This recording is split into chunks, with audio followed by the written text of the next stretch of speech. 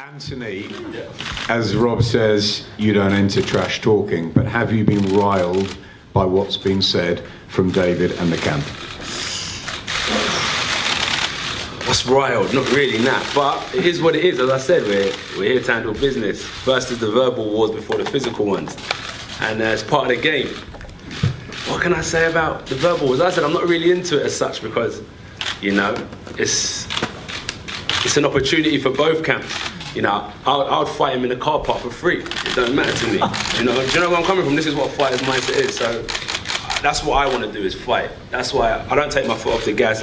In terms of training camp, it's not as if I've started, I've lived it, and I still live it. I came in heavy for the Takan fight when we had a change of opponents, the motivation and all that malarkey. But I'm motivated, as I said, I just wanted to secure the win that fight so I can plan for a massive 2018.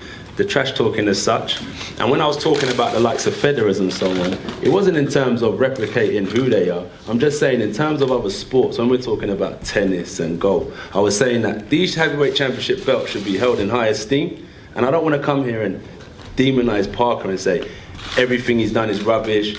You know, anyone that's just walked into a gym can achieve what he's done, because what he's done is phenomenal. It's history, it's groundbreaking, and that's what I'm trying to say. As champions up here, we should be holding our achievements in high esteem and show respect as ambassadors of the sport. That's where I was coming from. I'm not trying to replicate what he's done. I'm saying in terms of other sports replicating where boxing is, I think the trash talking should still hold a sense of respect to what we've achieved. And world champion to world champion, I look at it like this. In terms of mental strength, it's all good. I've defeated champions, I've faced Olympic champions.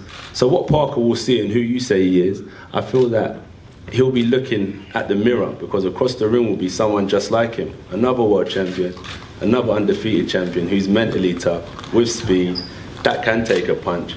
And if he does take a punch, there's two types of people who take a punch. One who gets put down and stays down, or would you hate to fight the one who gets put down and gets up and keeps on coming? And that's who he's dealing with, really. So he'll be facing someone who he sees every day in the gym, who his coach sees every day in the gym, to reflect in the other corner. So that's what I think will make it a great fight.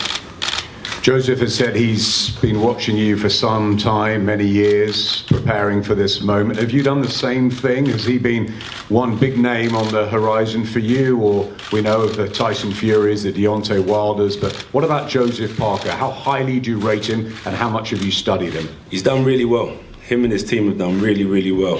And from the amateurs to now, massive respect. And in terms of like studying, I like to study, you know, Meldrick Taylor's, Jersey Joe Walcott's, Ezra Charles, old school fighters, to the new school. I like Canelo now. So I study more of these guys to kind of replicate what I do. I'm more interested in how I'm developing. You know, I'm coming from, and when I have an opponent to face, for that period of time, I'll worry about who they are, because what I learned from the amateurs, due to my lack of experience, is I used to watch everyone, study who I'm fighting, and what I always learned is it was completely different from watching a YouTube clip to being across the ring from them in a tiny ring in front of thousands of people. Because, you know, when you're about to walk out, if I put a heart rate monitor on anyone, their heartbeat will probably be over 100 beats or whatever it is. So I'm just trying to say is that I haven't studied him diligently in the past. I study a lot of old school fighters more so, but I will study him in training camp. And the reason why I haven't studied him in the past is because I think it's a completely different fight from watching someone on YouTube to when you're across the ring from them, going round for round, trying to secure the win. It's completely two different things.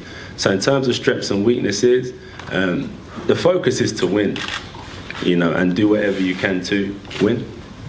And it's like, I could be waiting for Joseph to throw a lazy jab the whole fight, but it could be something that he's brushed up on in this training camp. So in terms of his strengths and weaknesses, I don't know what they're going to work on this camp. This is going to be his best fight, so let me work on what I'm good at, what I'm weak at, and I'll bring something different. But at the end of the day, at heavyweight boxing, you know, this isn't a 3-round fight based on skills. This is a 12-round dogfight, and you've got to have heart.